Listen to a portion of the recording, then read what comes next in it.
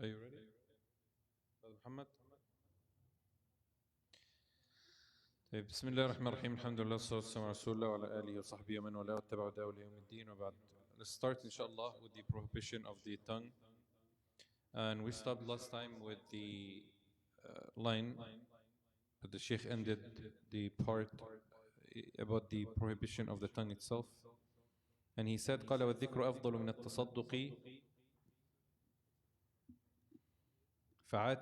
فعاتب الموسر إذا لم ينفق أتى بسيئين كل منهما أسوأ مما خله به رمى عصى وفاته جزيل الأجر وليس يدري أنه لا يدري. Here the Sheikh mentioned an action that a lot of people fall in. قال فعاتب الموسر إذا لم ينفق أتى بسيئين كل منهما أسوأ مما خله به رمى عصى وفاته جزيل الأجر وليس يدري أنه يدري. Whomsoever blames a person who is rich that he's not spending for the cause of Allah. So what is the Sheikh trying to say here? If you see someone who has money, okay, this person is rich, you know that they have money, you know that they're capable and they're able to spend, but they don't for whatever reason. He said, when you blame them, you have committed two sins. أتى بسيئين. Okay, you have done two wrong actions. كل منهما أسوأ. Each one of them is worse than the other. Number one, عصى. You disobeyed. You disobeyed means you disobeyed Allah subhanahu wa ta'ala by speaking ill of someone or by gossiping about someone or by saying something about someone that they don't like. Whether it's ghiba, namima, in all cases, you have committed a sin by speaking about that person's action. قال وفاته جزيل الأجر, and you miss so much of reward for keeping quiet upon what people do. So what do we learn from that?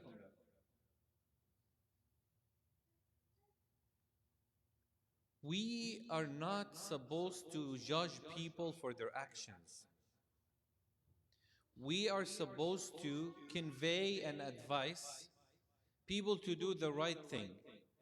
But it's not our obligation, it is not our business to get into what people do or not do. You don't know this person, Mathan, he's rich, he has money. You don't know why he doesn't give sadaqah for. Maybe he does give sadaqah in secret, in private.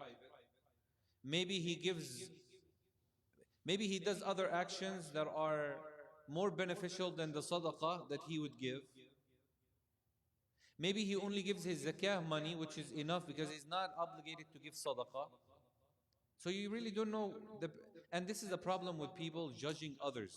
Okay, judging others or rushing with judgment is a big problem that a lot of people fall into it, and then they regret that they're getting a sin for it, or they regret knowing that what they said about this person was not true. In both cases, the person has committed such a sin that they're not supposed to do. And the famous hadith that we all know, narrated by Imam Ahmad and others, that the Prophet ﷺ, the man who came to Rasulullah ﷺ, and he said, or he said about his brother, Wallahi inni la ubghiduhu fillah. Wallahi, I hate him for the sake of Allah. You all remember the hadith? What did the Prophet ﷺ told him at the end? He said, he is better than you. Because what you counted is the obvious actions.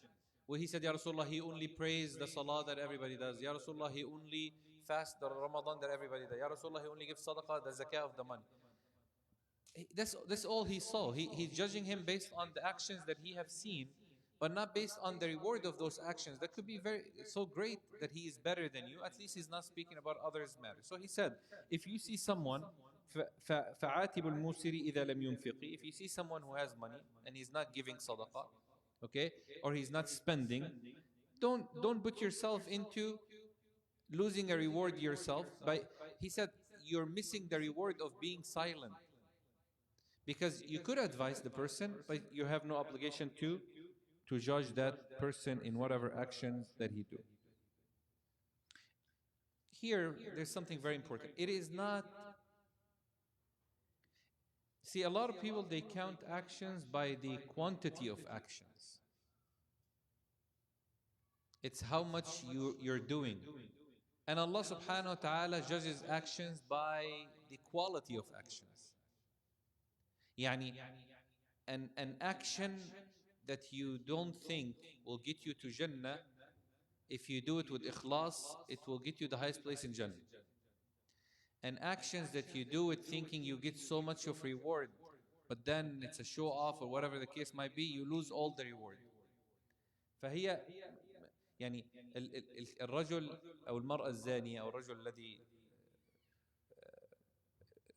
الباغية كما قال النبي صلى الله عليه وسلم لما سقت كلبا, when she fed a dog, why did she get to Jannah? يعني ابن تيمية يقول ليس كل من سقى كلبا دخل الجنة. Not every person who feeds a dog or gives a dog water, they enter Jannah. Why did she enter Jannah? لأنه the action that she did at that moment, at that specific time, was completely pure for Allah. We have people now who run shelters for animals, and they might not enter Jannah because they're doing it for whatever business reason that they are. So your action is not based on how much of action. Rasulullah sallallahu alaihi wasallam, his actions were so little and in amount, but it was such great actions that you could practice, you could perform, you could do it all the time. So doing something, and doing the action itself is one part, but the reward of the action itself is to Allah subhanahu wa ta'ala to give you the full reward for it or not the full reward for it. That's the point. Our job again is not to judge someone based on what they do or how much they could do. You know,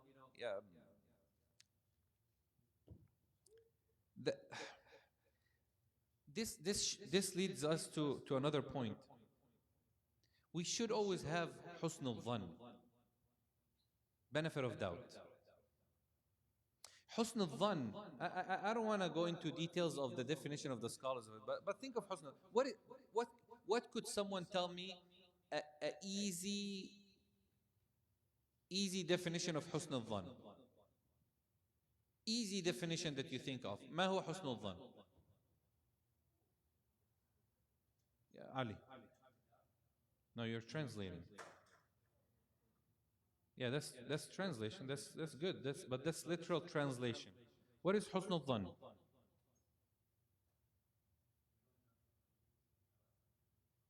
Huh? You don't jump into conclusions without investigation. Okay. You make excuses for others. Not bad, but you assume the best. Not bad, very good. All that. That's it. This is how simple it is, but we don't do it. You assume the best of someone like you assume the best about yourself. Yani, you see someone who's not giving sadaqah and he's a millionaire. The first thing that should come to your mind is what? That this person has given sadaqah somewhere else other than the days dunya. Bas khalas. But we don't do that. We always judge based on. And subhanallah, that's Umar al-Khattab radiallahu anhu used to say, Wallahi, لو رأيت رجلا تتساقط من لحيته خمر. If I see a man walking and wine is dropping off his beard, قال لقلت سكبها عليه أحدهم. I would think that someone did what? Pour it over them. Now, if we see someone smelling like alcohol, we will be like, oh, where was he? I'm sure, may Allah forgive him. Okay, what if you're somewhere in a restaurant, and a cup of wine dropped on your clothes? Would your clothes smell like wine? Imagine you come to the masjid with that smell. طبعا not lead the salah, okay? That's don't do that. That's a bigger problem. Yeah, I'm talking about wine being pure or not pure, that's a different story. But the point here is what? Everybody's gonna think of the worst, not the best. Umar said, I'm not gonna think of that. And that's why Rasulullah sallallahu alaihi wasallam, when the Sahaba, and sometimes that's why you, again, don't put yourself into a position to lead others for su'ul dhan also. Just to advise, okay? Yani don't be sitting on a table that they're drinking alcohol and be like, inshallah, they'll figure out that I'm not drinking. لا, ما هو- Yeah, you're also wrong. Rasulullah sallallahu alaihi wasallam, when Safiya came to visit him in the masjid at night, her room was the last room at the end. So Rasulullah he went out with her at night time. When two companions saw Rasulullah with a woman, they couldn't recognize her. It was dark. They didn't know who she was, and he went out with her because it was dark. So they ran away, the companions. Rasulullah he stopped them and he said, "Come here. Innaha Safiya. She is my wife Safiya." قال يا رسول الله, why do you need to clear that? Like we know, he said the shaitan runs into the veins in the son of Adam like blood. The shaitan runs into the son of Adam like the blood runs into the vein. I did not want you to think or think of me other than the reality. And if you do so, you disbelieve because he's Rasulullah sallallahu alayhi wa sallam. Innaha Safiya. So a person shouldn't put himself into a position that he has someone to think bad of him, but at the same time, we should always bring about the best of what we think of people than what the worst that we could think of. قال فصل في محرمات السمع والبصر. Now the Sheikh is going to talk about the prohibition that is related to hearing and sighting or seeing. Okay. قال ومن محرمات سمع وبصر ما أوجب تدوينه ليحتذر. He said, what is considered to be prohibited upon the person is anything that the ulama have warned you from. Anything that the scholars have warned you from, then it's also haram to see it or hear it. Music is, I hope so by now, music is haram after this long class. Music is haram. I'm talking about music instruments right now. Let's not get into the discussion. Music instrument is haram, okay? So listening to music is haram. Watching music videos or clips are haram. So the Sheikh said, whatever Allah has forbidden upon you, okay, it is also prohibited upon you to look at it or to listen to it, okay? فكل منطق وفعل انحضر يجب كف السمع عنه والبصر. Everything that Allah subhanahu wa ta'ala has said or stated was haram. Backbiting, haram or halal? Okay, let me ask again, maybe you're not paying attention. Backbiting, halal or haram? Alhamdulillah. Agreement, ijma'. So it is haram to listen to it. We already spoke about this before. If a person backbites, that's haram. But I'm listening. Here, alhamdulillah, it came in. The Sheikh said it is also haram to listen to it. Namima, rumors, sending rumors or lies, haram. Yes? Seeing it, witnessing it, listening to it is also haram. كل ما لا يجوز. Everything that is haram to do, it is haram to listen to, and it's haram to see. وهكذا عن كل شيء يكره مولاه أن تسمعه أو تراه. He said it is also haram and prohibited upon a person to listen to or see anything that displeases Allah subhanahu wa ta'ala. Now,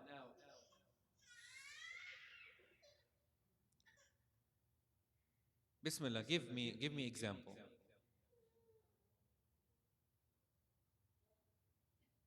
Examples. Nothing haram, everything is halal. مثال كل شيء يكره مولاه. Anything that Allah subhanahu wa ta'ala dislike, haram to listen to it or see it. Allah subhanahu wa ta'ala.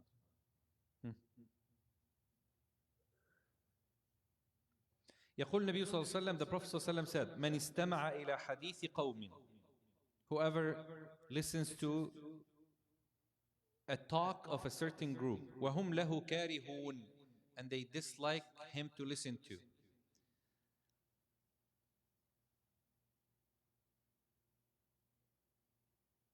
I don't know if I should say that. Just wait. I'll get what you have in mind. This happens, unfortunately, into gathers of sisters more than brothers. You have three sisters sitting on the side talking, and one sister at the end of the masjid. By the time they're done, she already has it all. Her ears are there. And the reason they set far to talk is that they don't want anyone to listen. Okay? طبعا, if there's three people standing together, it's haram for two to speak privately and leave the third, because Rasulullah said, don't do that. But I'm talking about something else. Like, for example, there's 3-4 sisters, they're talking about something, okay?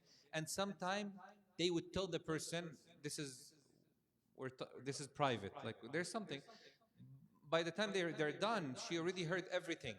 So they dislike what she did, or with the brothers, same thing. Same, of course, this applies to everybody. قال النبي صلى الله عليه وسلم من استمع, whoever listens to a group of people talking, وله كارهون, and they dislike him to listen or her, صب في أذنه الأنك يوم القيامة. الأنك اللي هو الرصاص المذاب. It's like the bullets. When you melt the bullets, it will be dropped in his ears in the day of judgment. والعياذ بالله. طبعا, if you guys get a bullet and melt it, just put it on fire and melt it, you can't even touch that. You can't even get close to it. Imagine it will be dropped in a person. Why? Because he has listened to. طبعا,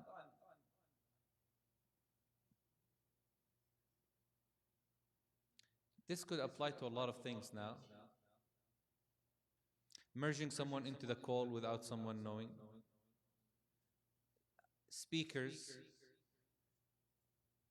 You put someone on a speaker and you don't know, the person doesn't know that there's a third party who's listening. Okay? Or you're talking to your friends and then you have someone there, you'll be like, oh, let me show you what they're saying.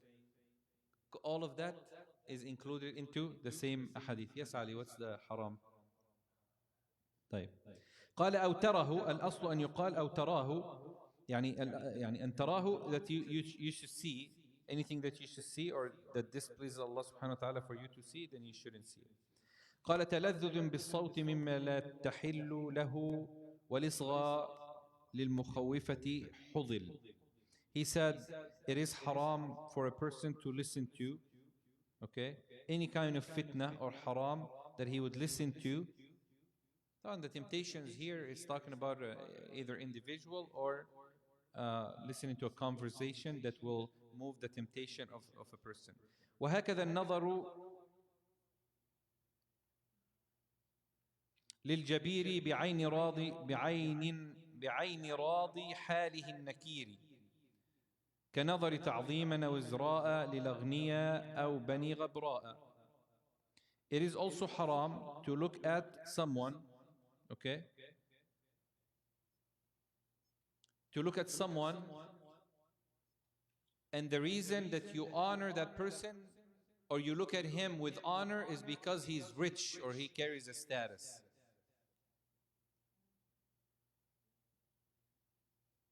Or to look at the poor in a humiliated way because they are poor. قال إيه؟ يمشي الفقير وكل شيء ضده والناس تغلق دونه أبوابها وتراه مذموما وليس بمذنب ويرى المهانة لا يرى أسبابها حتى الكلاب إذا رأت يوما رجل الغنى حنت إليه وحركت أذنابها وإذا رأت يوما فقيرا ماشيا نبحت عليه وكشرت أنيابها. This I can't translate it, it's very hard. The poet says يمشي الفقير, a poor person would walk and everything is against him, and everybody is looking at him in a humiliated way just because he is poor, and he sees that he's hated by everybody and everyone and he doesn't know the reason. Even dogs, they move their tail out of happiness when they see a rich person, and they bark at a poor person. He said, this is the reality of life. Okay? A rich person is respected because they are rich, not because who they, no, because they are rich. There is a benefit. He said it's even haram to look with honor to such a person. And it's also haram to humiliate someone because they are poor. Just looking down at them because they are poor. Okay? You see the rich person, everybody jumps up to shake his hand and give salam. What if a poor person comes in? No one pays attention to him. No one wants to even see him. That is also haram because we don't judge people based on their social status. We don't judge people based on their economic status. We don't judge people based on, you know, ethnicity or race. It doesn't matter. What is respected is a taqwa, the person who's most pious.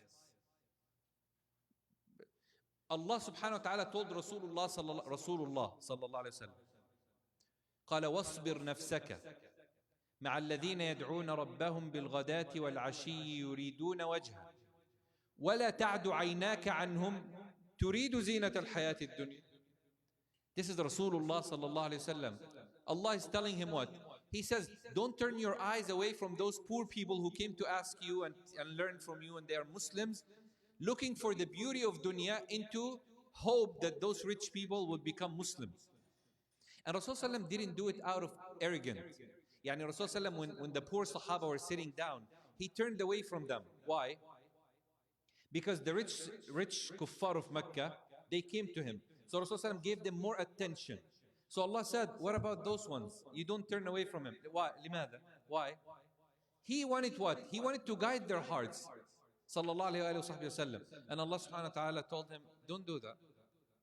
Because Suhaib and Ammar and Bilal, you know, and those Sahaba, yeah, they are poor. They were slaves. But they are what? Believers. Abu Jahl and Abu Lahab and them, yes, they are rich, but they are disbelievers. So who favors your attention more? Them. You know, subhanAllah, beautiful story of Umar al-Khattab radiallahu anhu. Abu Sufyan, when he became Muslim, he brought some of the major leaders of Mecca, this is the time of Umar, to announce their Islam to Umar radiallahu anhu. And you all know Umar's house was just a very simple house made from mud. Anybody could come in. Aslam, his servant, would be sitting by the door just to organize who's coming in and out. But like everybody would see Umar. So some of the companions like Bilal and others, okay, Suhaib and they came in. They came in and waiting. They were waiting for Umar radiallahu anhu. Abu Sufyan came with the leaders of Mecca. So when they came in, طبعا, even till today, we still have some places, some countries, some families, they look at people based on their status. This is reality, okay? I was told by a lot of my friends who live in one country, I was very close to that country, yani, very, very close. Not Egypt. Egypt is worse. But not Egypt, behavior of certain people. They told me that even if you're from a rich family or rich tribe, they will judge you based on the job you do. Like they won't marry you to their daughter if you are a barber. Even if you have money. That prideness in the heart doesn't change, because that's a characteristic of individuals. It has nothing to do with the deen. So these kuffar, they came, they're new to Islam. All their life, they lived as what? Leaders. Respected, recognized, loved.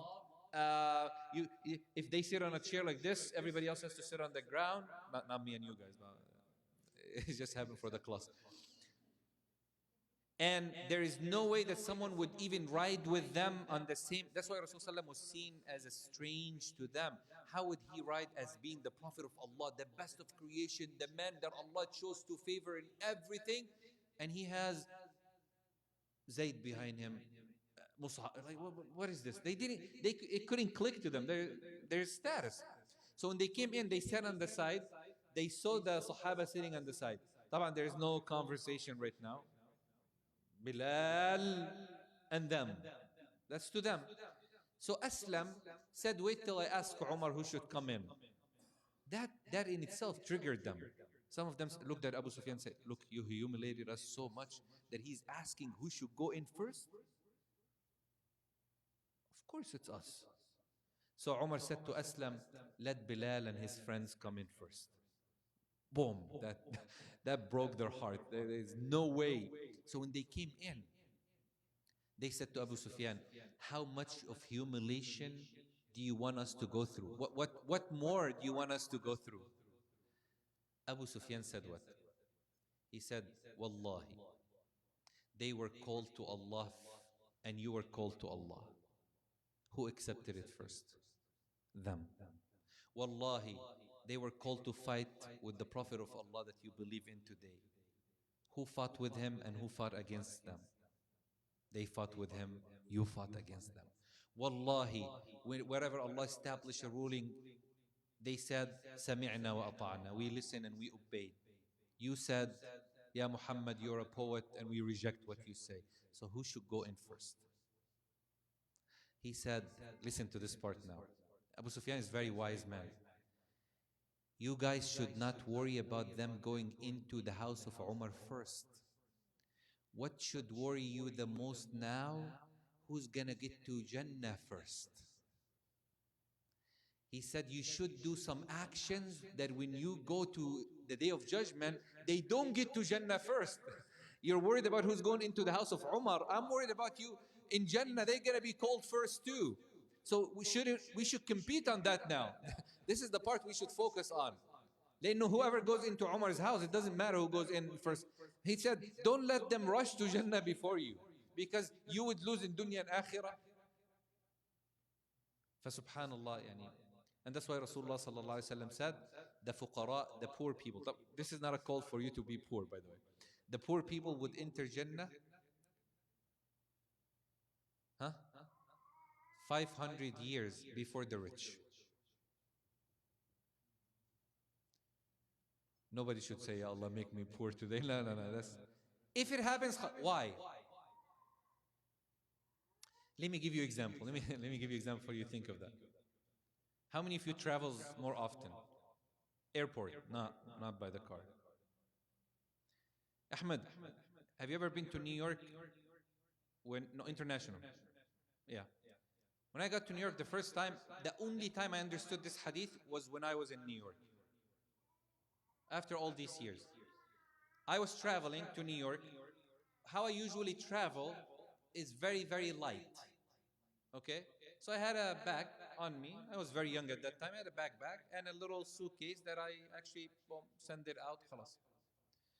All the people who were traveling were Egyptians going to Egypt.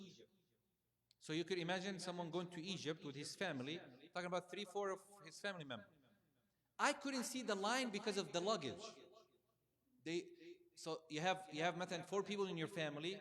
At that time, you used to get two luggage and 1 extra. Free, it wasn't paid. So you're talking about 4 people times 2. That's what? 8. And then the carry-on bags, you have 2. So that's another. No. 4 people with 2 luggage, that's 8. And big 4 bags, that's 8. So 8, that's 16 on a cart. Can you imagine? So everybody who saw me in line would be like, oh, you could go first. Okay, I come first. The family looked at me and like, oh, yeah, go ahead. Why? Because I had lightweight. When I got to the security, to the check luggage, I just placed my bag. The lady gave me my ticket. I took it, turned around. They're all opening their bags because they have stuff to search, they have stuff to take out, they have stuff. Wallahi, at that moment, I understood the hadith of Rasulullah sallallahu alaihi wasallam. Why the poor people are going to go to Jannah first? They're light. What, how much did you have in the bank? $500. Yalla ma salam. How much did you have? 1 million. Okay, Habib Ta'ala, 1 million. When did you get it? How did you get it? How did you spend it? Who did you? The question is going to take some time. So by the time your question, he's already in Jannah. His custom, okay, his security checkpoint to Jannah is faster. Not faster because he's better, faster because he has less than what you have to ask for. And Rasulullah said, لا تزول قدم عبد يوم القيامة حتى يسأل عن أربع. You'll be questioned. You're not going to move a step forward till you're questioned for 4 things in the day of judgment. 1, your lifespan. So you lived 50 years. So you're going to be asked about 50 years. Okay, 2, your youth age, which is the age 15 up to 14. Okay, 40 or so, yani in the theories. Okay, that part. And then your wealth, and the wealth has 2 questions: how you got it, how you earned it, your income, and your spending. And then number 4, the knowledge. How many khutbah have you attended in your life? Think about this. Khutbah only. Khutbah. Friday khutbah. Aslan, there are some people on Friday khutbah, they're on their phones. By the way, your salah is invalid. Here you go. Yeah, your salah doesn't count. Your whole khutbah doesn't count. When you're on your phone during the khutbah, the entire khutbah doesn't count. So it's as if you left your classes, you came to the masjid, you sat early, okay, and then you wasted all that, you got 0 at the end. Taban, if you answer the phone, that's even worse. I see it, okay, I'll call you back after Jum'ah. What did you do? Seriously, what did you do? Yani when you said, I called you back, you still didn't call him. You still didn't answer. So what's the benefit? I see people on their phone all the time. And honestly, the reward is 0. The reward is 0. Rasul sallallahu alayhi wa sallam قال من مس الحصى فقد لغى. Whoever touched the bees, like the little rocks that were in the masjid of Rasulullah, he said if you play with them just with your hands, then this is laghu. Khalas, the nonsense talk or foolishness, that your khutbah doesn't count. Imagine the phones now are worse than the rocks. They used to play with it when they're sitting, like you're bored, you're just playing with that. Rasul said, don't even play with that. So how many khutbah did you listen to in your life? Let's say you lived, may Allah prolong your life, say Ameen. But just say you lived 40 years. Okay? So 20 years you've been listening to khutbah. So 20 years times what? Kam? 50 khutbah taqriban? Okay. So you're going to be asked about 50 khutbah. The knowledge you got, what did you do with it? Huh? Hold on. Every year, 4 times 12. Huh? Just for now. 4 times 12 is what? 48. 48 times 20 years. Allah. Davis has improved. The math in Davis is getting better toward graduation because you guys are studying. It's final time. That's what's happening now. I know that. Before we used to ask 4 plus 4, everybody's like, now alhamdulillah.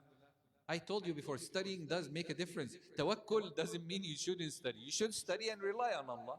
Alhamdulillah. How much was it? Almost 1,000, huh? طيب, let's just say 1,000. You're standing up. So 1,000 khutbah, that means 500 hours. At least. Khalas?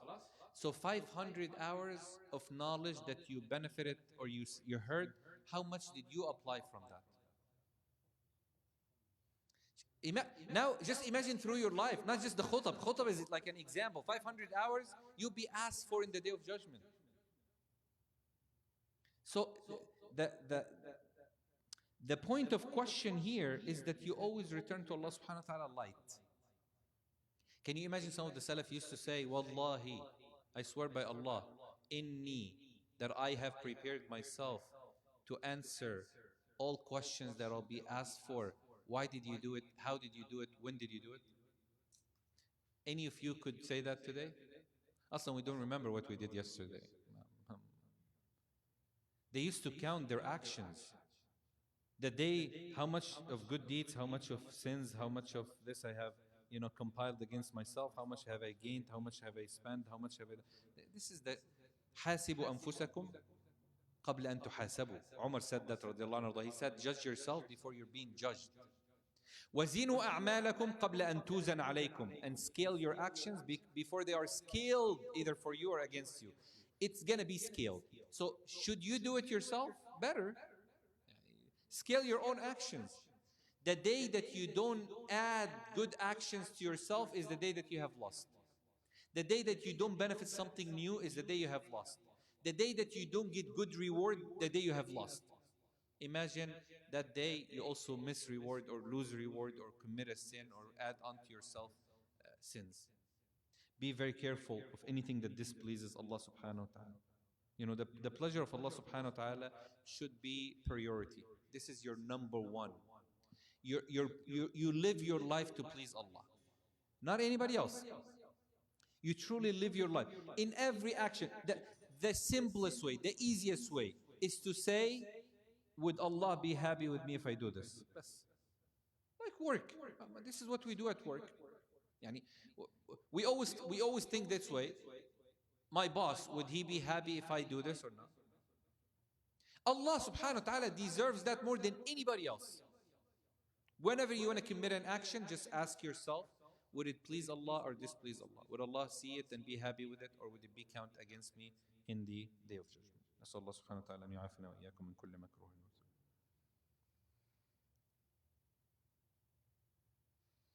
I'll stop here inshallah for now and maybe take in questions that opens up topics to the brothers and sisters inshallah who are with us, or the Bismillah, tfaddal. Anybody has? Go ahead.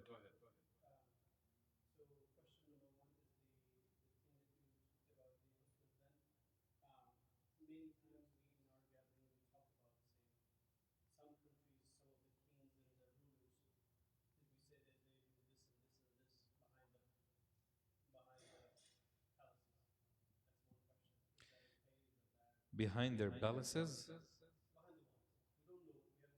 Yeah, of course. No, you shouldn't. Look, قال الله عز وجل ولا يجرمنكم شنآن قوم على ألا تعدلوا اعدلوا هو أقرب للتقوى. He said, do not let the enmity of people cause you or lead you to be unjust. Okay? Describing an individual with their actions is accepted if there is a benefit. Adding on to that, you shouldn't. Oh, I know these rulers, they all get together and they drink alcohol. Question, have you seen it? No. We really don't know. Oh, and they do it in Mecca too. Subhanallah. Khalas, one of two. You were there and you saw it.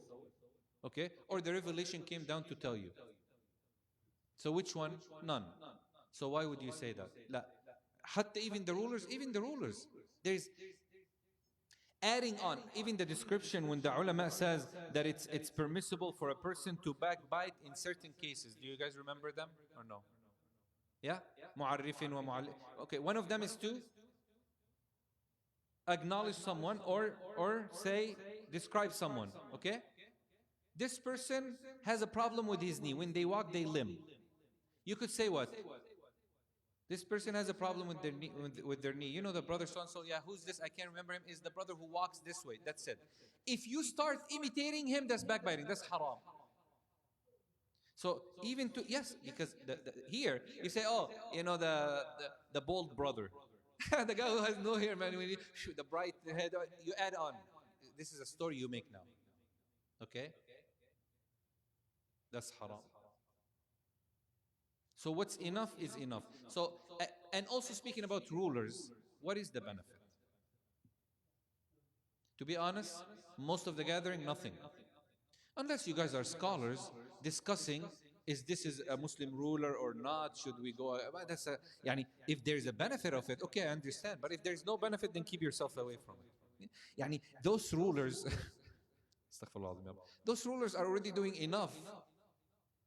I don't want to get from their sins. Like, I do not want to get from their sins added on to my sins for nothing. In the day of judgment, the Prophet ﷺ, he said, أَتَدْرُونَ مَنِ الْمُفْلِسِ? Do you know who is the true muflis? Muflis is someone who comes, like who would file bankruptcy in the day of judgment. They said, Ya Rasulullah, man laysa lahu dirham, the person who doesn't have money. He said, no. A true muflis is someone, okay, someone who's broke. You could call him broke. Is someone who comes in the day of judgment with actions like mountains. But he's good. Hold on. But he cursed so and so, he cussed at so and so, he spoke ill of so and so, he backbite so and so, he sent rumors about so and so, he made fun of so and so, he mocked so and so, he spit on so and so. So when they come in the day of judgment, what would they do? They all take from his good deeds. طيب, what if his good deeds are over? He will take from their sins added to him to hellfire. So he is broke. The ulama says a person who's broke is someone who does actions for others, not for himself. So you guys are gifting your good deeds. You're doing action. You're praying, but someone else is going to take their reward from you just because you said something bad about them. You even winked. Look at this. Look at. You didn't even say look. You just said a sister or a brother was crossing by. You wanted to show something. You're like, do you think that is haram or halal? Haram or halal? Prove it from the Quran. Huh? Not just humazat al-lumaza. Huh? خائنة الأعين. رسول الله صلى الله عليه وسلم يعلم خائنة الأعين وما تخفي الصدور. خائنة الأعين is a wink of an eye that no one sees it.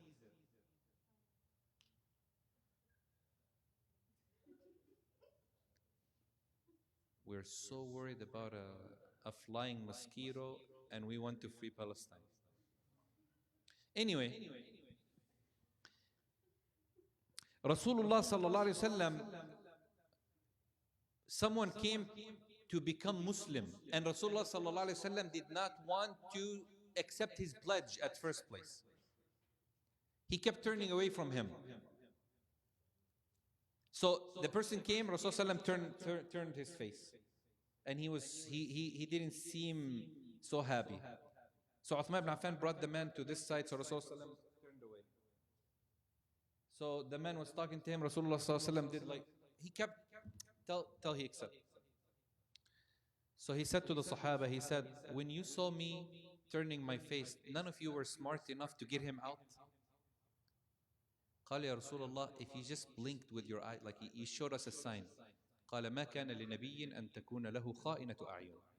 It is not permitted for a prophet to even wink with an eye like that. As this is like a betrayed, a form of betrayal. Can you imagine we do more today? We actually make fun of people in front of them. So be careful of that, yani, inshallah. Naam. Yes. Yeah, we're on camera right now. Thank you. I know exactly what I'm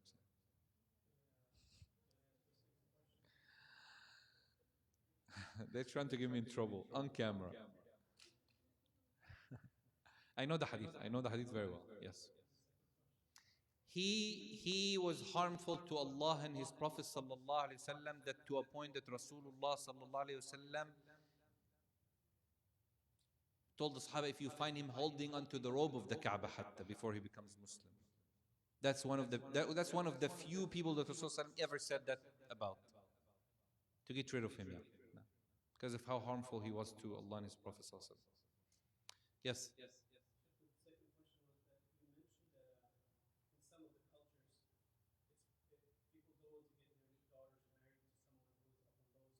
Mm.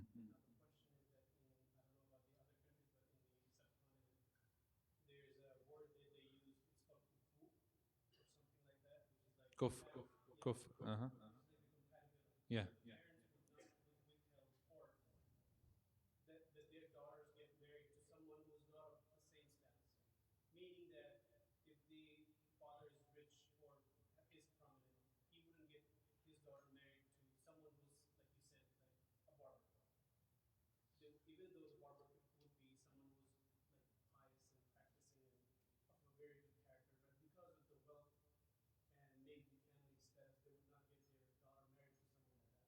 Compatible doesn't mean, compatible means number one, religion. Religiously, that they are compatible for each other. But some ulama, they do put rules on that. Like Imam Abu Hanifa rahimahullah ta'ala, to him, a person being compatible is someone who is from the same tribe, same family, speaks the same language, understand the custom and the tradition so it doesn't cause any problems. So it's to what extent? طبعا, if someone of a religion, he should be favored over anybody else. Okay? But again, you have to understand that the part about a person being compatible or not,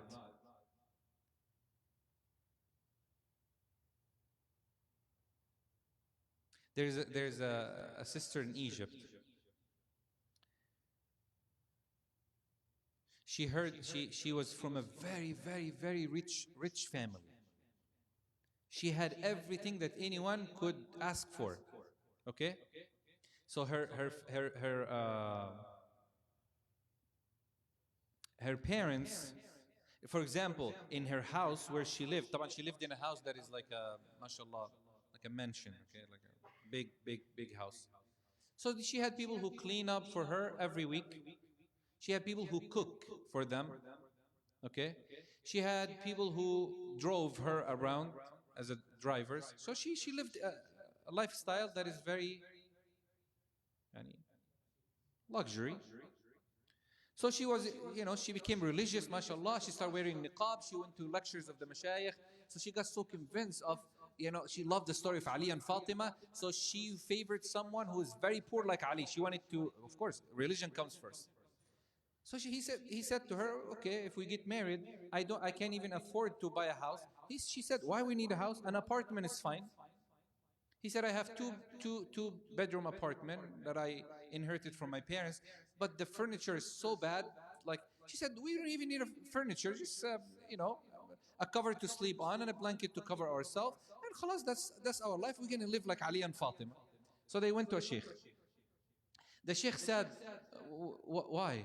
She said, I want to live like Ali and Fatima. He said, but he's not Ali and you're not Fatima. Seriously, this is a lifestyle that they lived a certain lifestyle because of her reason. Anyway, she got convinced, she got married. The sheikh said, if anything happens, yani, and you guys need me, come back. So the sheikh said, 2 weeks, they were back. Why? They wanted to divorce, not like Fatima and Ali now. What was her problem? Her problem was that the first few days when she slept on the ground, the first day was fine, nice, but not the second night, not the third night, not the fourth night, not when her friends came over to visit who were also rich and saw her clothes in plastic bags because they didn't have a closet, so she left it. Not that when she had to get up and make food for them because she has no one to make it, so she spent a lot of time in the kitchen. Now, after 1 week, she told him, listen, if you don't get me a house like I lived in, I don't want to be Fatima and I don't want Ali. They ended up divorced, which is very common. Why? They're not compatible. It's not, the lifestyle is not going to work. It's not going to be possible. Okay?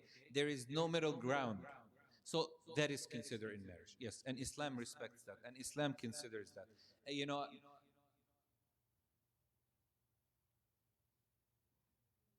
Custom and tradition also comes in hand when it comes to that. But religion, we should favor religion over. Like, for example, if you have parents, okay, if you have parents who don't speak English, for example, how are they going to communicate with your husband or your wife? For husband or wife, for his daughter, how are they going to communicate? It does make sense. The mother-in-law is saying, this guy comes to marry my daughter. I don't even understand what he's talking about. He looks nice, he sounds nice, but I don't know what he's saying. So how are we going to communicate? The daughter is going to be always there to translate for them? Okay, that could be a problem. Can we solve this problem? There's no way to. Okay, then it could cause a problem. For the long run, it could cause a problem. So should we consider something like that? Yes, we should. Okay, we should look into something like that.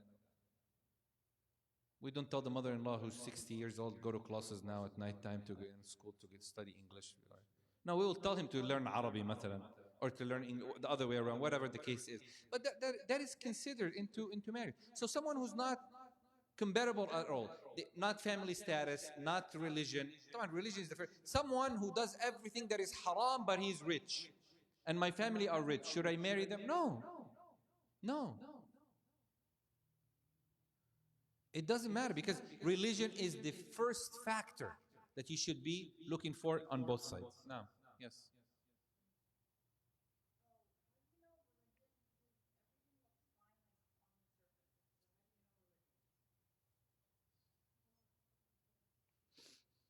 How do we know religion? Even religious value does differ between when people are talking about it, because to everyone, religious level is different. But there are minimum requirements. Okay? Yani, I told you guys a million times, the sister who she told me that she wants to marry someone who's religious. I told her how religious. She said, if he prays 3 times a day, that's good enough for me. I don't want someone who's too strict. So 3 is fine. If he does 2, that's bad. If he does 5, that's too strict. That's problematic. Seriously, that's problematic. That's a religious value here. It's a problem. If I'm going to marry someone and she's not wearing hijab, to me that's a religious value. I'm gonna reconsider it. I'm gonna look into it first. I'm not gonna accept that. If someone is telling you that, Allah, fasting Ramadan nowadays is not as like before the old days. This guy, khalas, you don't even discuss it with him. You don't say, oh, but he has good stuff. What good stuff? What good car? What is it? So there are minimum. The bare minimum is the belief in Allah subhanahu wa ta'ala. If he does not stay consistent with his obligatory actions, then you have to worry.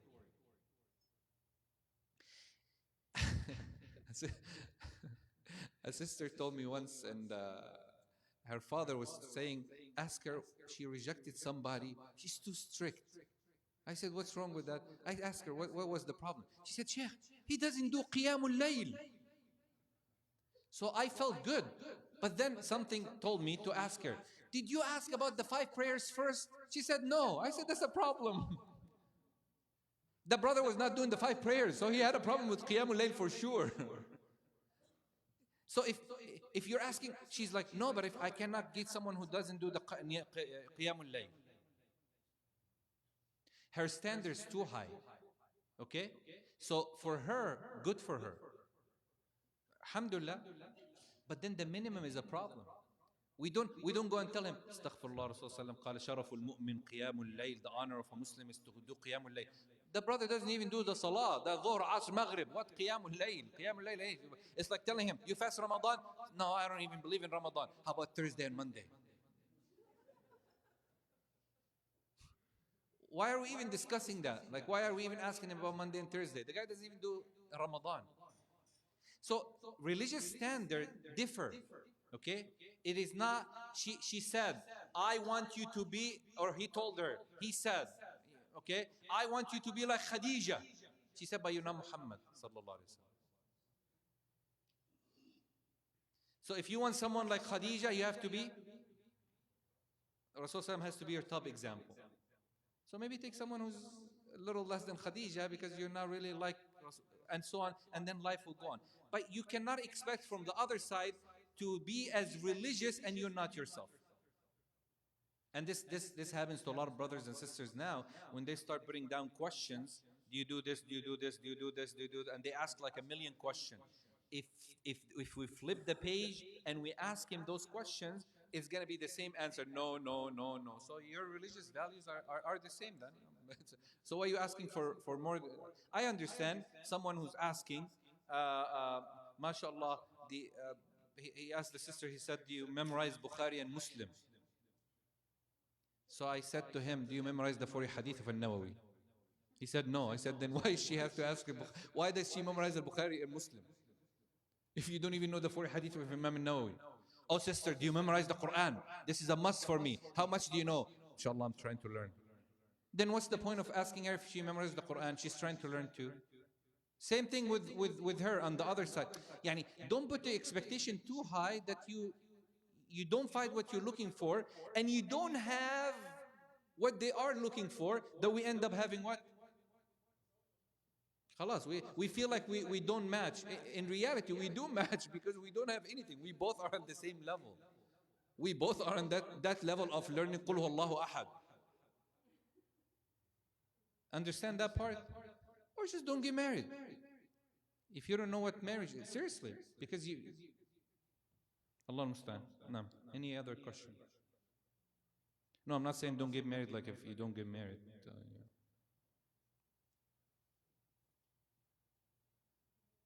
Yes. I know you want to get married badly, so go ahead. No, not badly, like in a good way. In a bad, anyway. Like you want to get married, that's a sunnah. Huh? Mukra? Bottle? Eh? Oh, bukra, bukra. Okay. Naam, go ahead. He has a pure heart, so I could joke with him. Others, no, I can't. Naam.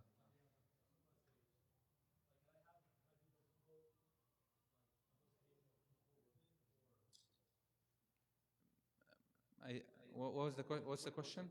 Sorry. Uh-huh.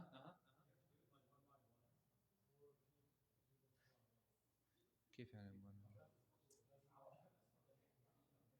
Okay, okay. Sorry, sorry. I didn't get it for a sec. So you're saying, okay, okay. I don't know. Yeah, better to ask it. I think I think it's problematic.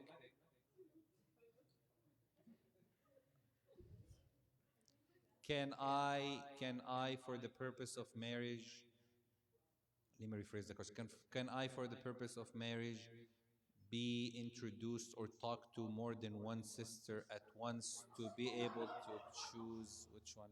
Yeah? I think that's problematic, to be honest. That's problematic. The reason is, I'll tell you why. The reason is, it's gonna be so much of comparison that you would never be pleased, because one has a characteristic that you like but something you don't like. Someone else has it's never, you're never gonna be pleased. I think the best way to go about it, if you're interested in someone, is to approach her parents, okay, get to know her, do engagement, okay, and then if it doesn't work, then yes, after that. But the marriage idea that they do now, even in the masajid, where they sit them on tables, and I don't agree on that at all. And if this is not mixing, I don't know what mixing is. If this is not haram, I don't know what else is haram.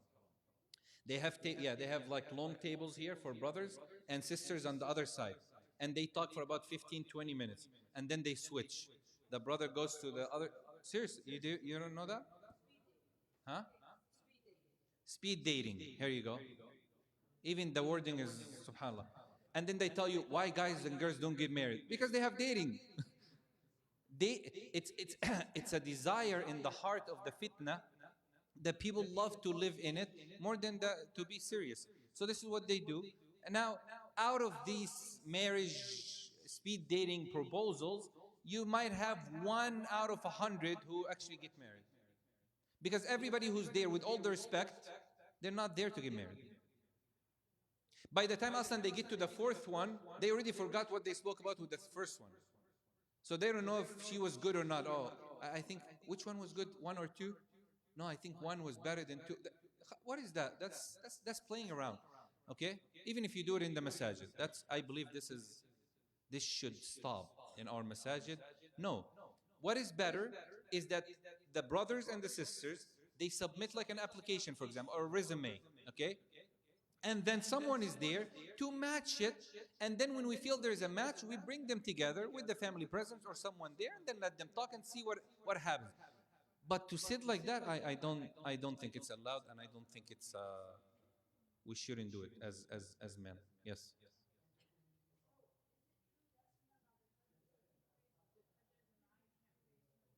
Not much. Huh?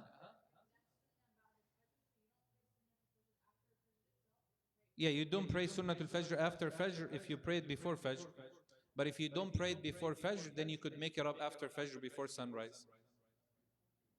But it should not be a habit. Yani if every day you miss Sunnatul Fajr and you pray it after Fajr, no, you shouldn't do that. But if you miss Sunnatul Fajr before and you prayed Fajr, then you could make it right after, right after. And there's another sunnah that a lot of people don't pay attention to.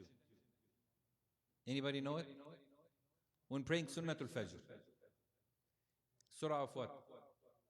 La, la, la, la. After, I'm talking about after. You should pray it fast, of course. You should pray, actually, these are the 2 rak'ah that you should pray very fast. Aisha said, Wallahi, I would see Rasulullah praying the 2 sunnah before Fajr. I would not recognize if he read Al-Fatiha or not. Yani that's how fast he was, that Aisha would think that maybe he doesn't even read the whole Fatiha. Okay? Some people, mashallah, they go very long till the Imam finishes Salat al-Fajr. But if you do it afterward, no. Afterward, after Fajr, you should not do adhkar before the Sunnah. You should not disconnect the time between the Sunnah and Fajr. So if you miss Salat al-2 rak'ah before Fajr, as soon as the Imam says, Assalamu alaikum wa rahmatullah, Assalamu alaikum wa rahmatullah, okay, you get up and pray 2 rak'ah, then do your adhkar. You don't disconnect the Salah with the adhkar at that moment. No. Any other question? Any other question? No. Yes. So I'm asking for a friend, how would you approach marriage in this day and age? Very, very possible. If you're talking about a sister approaching marriage, I don't see any problem of a sister going to someone in the community, someone, respectfully, or telling her parents if they're okay with that, to ask about someone, or she asks someone that knows him. She comes to Imam of the masjid or someone and says, Wallahi, subhanallah, this brother, I am interested in him, or I'm saying that this brother has good qualities that I'm looking for. Would you mind talking to him, or would you mind giving me advice? Khalas. It's very simple. Taban, I would say there is no problem doing that from the sister's side, because some people feel it's like humiliating. Like it's humiliating for a sister to propose. No, it's not humiliating. Khadija radiallahu anha, she proposed to Rasulullah sallallahu alaihi wasallam, but she didn't go and tell him, Ya Rasulullah, Ya Muhammad, do you want to marry me? She actually sent her sister Hala. Hala went to Rasulullah sallallahu alaihi wasallam. She said, are you interested in getting married now? He was looking, and she said, okay, how about Khadija? So she's the one like kind of proposed, but in a way that she showed him. So he's like, oh, actually, yeah, worked for her. She's nice, like that. There is ways around it, but I would not recommend for a sister to go and approach a brother and see him sitting down. Assalamu alaikum wa rahmatullah, how are you? Alhamdulillah. I heard good stuff about you. Would you like to marry me? I wouldn't recommend it. Seriously, because of so many reasons. I'm not gonna mention, the fitan and the problems that happen with that. But there's always a way. I have gotten people married that way. Many of them. The sister will be the first to approach, and then ask, and then I'll go to the brother, for example, and I'll tell him, what do you think? And the brother will be like, subhanallah. Maybe he's looking, but she never crossed his mind. Or he doesn't even know her, or he doesn't know who she is. Now he would recognize her, he would know her. Khalas, it's approachable, and their intention is marriage. They're not dating, so it should be completely fine, inshallah.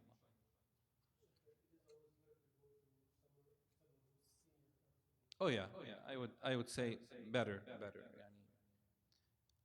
Guys, you guys are on campus, you're in school, you see each other. Yani, just be a little realistic. You guys see each other on campus every day. You're like, I don't know how he looks like, but I already know him. He's in all your classes. If somebody comes and says they shouldn't see each other, Wallahi, I'm sorry, but they already see each other. They just finished their project that they have done to graduate together. Be real. Just be real. That should not leave your modesty and your haya, that you start flirting and going out and holding hands and enjoy your time for a year or two to get to know each other, and then at the end you're like, we don't work for each other. Okay, let's move on. That's haram. Khalas? It's very clear. If it's intention of marriage, go the right way. Go to the family. Assalamu alaikum. I am interested in your daughter. Okay. I see that she has good quality. I ask other people and I seen it. Okay. Or or she was in my class and I noticed that, mashallah, she's so religious. She's a good person. I want to marry her. The best way. Like to start going around, give me your phone number. Here's my phone number. Let's talk for 10 years. Then after 10 years, when we have, inshallah, 3-4 babies, we'll figure out who we should marry or not. That's American style. I was shocked to be exposed to something like that because I came from a background that wasn't like that. In my high school, when I got to high school, my teacher was so happy. She was so excited that she's getting married. So to me, it was like, okay, people actually getting married in America, that's a good thing. So she said she been living with this person for over 7 years. They have 2 children already, and just now they decided to get married. And I was like, oh, you guys have children first before marriage. Okay. That's like the sister who came to the Sheikh, he was new to, she said, make dua for me. He said, for what? She said that I would get married. He said, may Allah bless you with marriage and children. She said, no, alhamdulillah, I already have children. Just make dua that I get married. So this is how they live. This is the life. We're not like that. We're not like that. Rasulullah used to tell the Sahaba, what do you think of so and so? When Julaybib came to Rasulullah and Julaybib was not a good looking man and nobody wanted him to marry their daughter. Can you imagine that? He was known. And Allah's creations are all good. But that's how people see him. He went to Rasulullah. He said, Ya Rasulullah, would I get married in Jannah? And he said, Inshallah. Like, why you ask that question? He said, if I'm going to get married to the women of Jannah, who are, Allah subhanahu wa ta'ala described them in certain ways, that they're better than this woman in dunya a million times, and the women of dunya are better than al-hur in Jannah. He said, then why are your friends not getting me married to their daughters? If I'm going to marry in Jannah, then this should be easier. What did Rasulullah say to him? Oh, go out and just sit on the streets and anybody who crossed by, go talk to her and see if you like. No. He said, go to so-and-so's family and ask them for their daughter and see what they say. Julaybib, you don't think he thought of this family? Maybe he did, maybe not. Maybe it didn't cross his mind. Maybe he didn't know that they have a daughter who's getting married. So Rasulullah told him, go and talk to her family. When he went to talk to her family, they both rejected, the father and the mother. Because he said, Rasulullah sent me to ask you for your daughter's hand. So they said, oh, mashallah, Rasulullah, he sent you, this is a good thing. Of course, if it's Rasulullah. He said, no, it's not Rasulullah. So the mother said, or the father said, Abu Bakr and Umar? Abu Bakr, the father, Julaybib said no. He said, Umar, Julaybib said no. He said, then who? Who is he asking for? He said, me. The father said, okay, give me 5 minutes. The hadith literally said, awwah.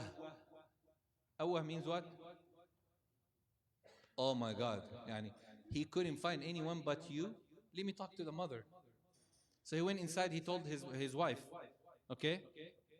He said to his wife, Julaybib came outside and he said, Rasulullah is asking for your daughter. She said, MashaAllah wa ni'mat ayn. This is a beautiful, of course, if Rasulullah, why not? He said, but he's not asking for her, Rasulullah. She said, oh, Abu Bakr. He said, no. Umar, no. Then who? He said, Julaybib. She said, awwah. Like, seriously? What did the daughter say? She heard them, she came out, she said, وَمَا كَانَ لِمُؤْمِنٍ وَلَا مُؤْمِنَةٍ إِذَا قَضَى اللَّهُ وَرَسُولُهُ أَمْرًا أَنْ يَكُونَ لَهُمُ الْخِيَرَةُ. She said, we don't have an option when Allah and His Prophet commands us to do something, we should follow. How could Rasulullah send him to propose and you reject what Rasulullah Allah told us to follow Rasulullah Wallahi, I accept and I'm going to marry him. When Julaybib heard that, he went to Rasulullah, he told him. What Rasulullah said, he said, Subhanallah, may Allah bless her, may Allah prolong her life, and may Allah subhanahu wa ta'ala increase her provision. She got married to Julaybib. The day they got married, the same day, proposal happened, they got married, okay. While they're getting married, Bilal is calling for jihad, Uhud. So Julaybib looked at her and he said, if Allah subhanahu wa ta'ala gives me a longer life, I will see you later. Salaam alaikum. He didn't even see her or touch her. He moved. He went to the battle and he died. And Rasulullah took him and he wiped dust over his face and he said, Julaybib is like me. She lived so long because of the dua of Rasulullah. She was one of the richest women in Medina because of the barakah of accepting Rasulullah's command, accepting religion, favoring the deen over anything else. Allah will put barakah into it. Is not about, it's not only about beauty, it's not only about money, it's not the deen is what matters the most. If you're looking, then make your number one priority is the deen. نسأل الله سبحانه وتعالى أن يتقبل منا ومنكم. May Allah subhanahu wa ta'ala accept from all of us. May Allah subhanahu wa ta'ala bless us with righteousness in this life, inshallah. And may Allah subhanahu wa ta'ala accept our actions. Allahumma ameen. Wa sallallahu wa sallam wa baraka ala Muhammad. Alhamdulillah.